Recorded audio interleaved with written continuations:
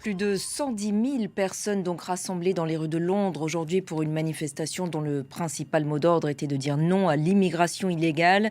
Rassemblement à l'appel, je vous le disais, du militant d'extrême droite Tommy Robinson qui parle, je le cite, de défense de la liberté d'expression sur le sujet. Une contre-manifestation antiraciste était également organisée au même moment. Plusieurs milliers de policiers mobilisés à cette occasion. On rejoint tout de suite à Londres Hervé Amoric. Bonsoir Hervé. 110 000 personnes, donc selon les estimations, une mobilisation massive.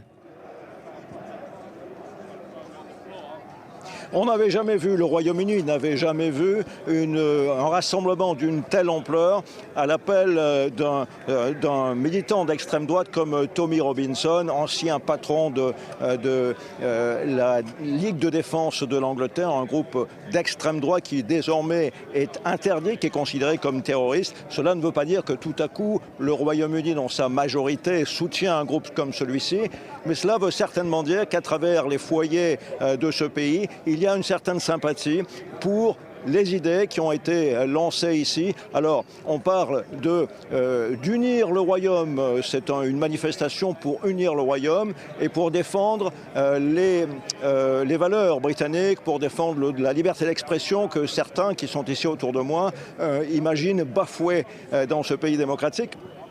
En revanche,